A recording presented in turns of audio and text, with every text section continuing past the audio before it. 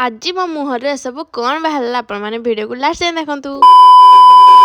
ନମସ୍କାର ସାଙ୍ଗମାନେ, ଜୟ ଜଗନ୍ନାଥ। ଆପଣମାନେ ଜାଣିଥିବେ କି ମୁଁ ତ ଏଇ ଜଷ୍ଟ ଆସିଥିଲି ମାଉସୀ ଘରକୁ ଆମ ଘରୁ। ତ ପୁଣି ଥରେ ବାହାରି ପଡ଼ିଲି ମୋ ଘରକୁ ଯିବି ବୋଲି, କାରଣ ମୋ ବାବା ମା' ବାବୁ ମଧ୍ୟ ଆଉ ବାବୁଙ୍କର ମା' ମାନେ ମୋ ଶାଶୁ ମା' ଆଉ ଶ୍ୱଶୁର ବି ସମସ୍ତେ ଯାଇଛନ୍ତି ହେଲା ମାନେ ପଇତା ଦେବା ପାଇଁ। ସେଇଥିପାଇଁ ଘରେ ଯେହେତୁ କେହି ନାହାନ୍ତି, ଖାଲି ମୋ ଦିଦି ଆଉ ମୁଁ ଆଉ ମୋ ଭାଇ ଅଛନ୍ତି, ସେଇପାଇଁ ମୁଁ ହେଲା ବାହାରି ପଡ଼ିଥିଲି ଘରକୁ ଆସିବି ବୋଲି। ତ ଘରେ ଆସିକି ବି ପହଞ୍ଚି ଯାଇଥିଲି। ଆଉ ମୁଁ ଟିକେ ସ୍କିନ୍ କେୟାର ପାଇଁ ଗୋଟେ ଜିନିଷ ଆଣିଥିଲି, ସେଇଟା ପାଇଁ ମୁଁ ବସି ପଡ଼ିଥିଲି ସ୍କିନ୍ରେ ଟିକେ ଲଗାଇବା ପାଇଁ।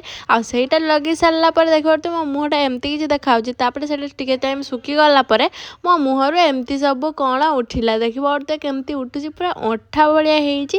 ତ ଏଇର ମୋ ମୁହଁ ଗ୍ଲୋ କରୁଛି କି ନାହିଁ ଆପଣମାନେ ତ ଭିଡ଼ିଓରେ ଦେଖିକି ଜାଣିପାରୁଥିବେ। ଆଉ ଭିଡ଼ିଓ ଦେଖିକି ଆପଣମାନେ କମେଣ୍ଟ କରିବେ, କିନ୍ତୁ ମୁଁ ବି କିଛି ଜାଣିପାରୁନାହିଁ। ତ ମୁଁ ହେଲା ଉଠେଇ ସାରିଲା ପରେ ମୋ ମୁହଁଟା ଏମିତି କିଛି ଦେଖାଯାଉଥିଲା। ମୁଁ ତାପରେ ମୁହଁଟାକୁ ହେଲା ଟିସୁରେ ୱାଶ୍ କରିନେଇଥିଲି। ତାପରେ ମୁଁ ଟିକେ ପିଇ ଦେଇଥିଲି। ଏଗୁଡ଼ା କ'ଣ ଆପଣମାନେ କ'ଣ ଜାଣିଛନ୍ତି? ଏଗୁଡ଼ା ହେଉଛି ହେଲା ଚିଆ ସିଡ୍। ତାପରେ ମୁଁ ପିଇ ଦେଇ ସାରିଲା ପରେ ବାବୁ ସହିତ ଟିକେ ଭିଡ଼ିଓ କଲିଂରେ କଥା ହେଉଥିଲି। ସେ ଯେହେତୁ ଯାଇଛନ୍ତି ପଇତା ଦେବା ପାଇଁ, ଆଉ ତାଙ୍କୁ ବି ମୁଁ ବହୁତ ମିସ୍ କରୁଥିଲା, ସେ ବି ମୋତେ ମିସ୍ କରୁଥିଲେ, ସେଇପାଇଁ ହେଲା ଟିକେ ଭିଡ଼ିଓ କଲିଂ କରିଦେଉଥିଲି।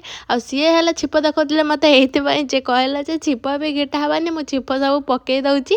ଆଉ ଛିପ ବି ଘିଟା ହେବନି, ପାଣି ବି ପିଆ ହେବନି, ଦିନ ସାରା କିଛି ବି ଖିଆ ହେବନି, ଆଉ ବିଛଣାରେ ବି ଶୁଆ ହେବନି, ମାନେ ତଳେ ଶୁଆ ହେବ, ଆଉ ମାନେ କିଛି ପିଆ ପିଇ ହେବନି, କିଛି ବି ନୁହଁ। କେବଳ ହେଲା ରାତିରେ କ'ଣ ଅର୍ଘ ନା କ'ଣ ଦେଇସାରିଲା ପରେ ଯାଇକି ଆସିକି ସେମାନେ ଭାତ ଖାଇବେ, ନହେଲେ ନାହିଁ। କହିଲେ ଯେ ବହୁତ ହି କଷ୍ଟ, ତମେ ଆସିବନି। ମୁଁ କହିଥିଲି ମୁଁ ଯିବି ବୋଲି, ସେଇଥିପାଇଁ ସେ ମୋତେ ଏମିତି କହୁଥିଲେ। ରହୁଛି ଟାଟା, ଜୟ ଜଗନ୍ନାଥ।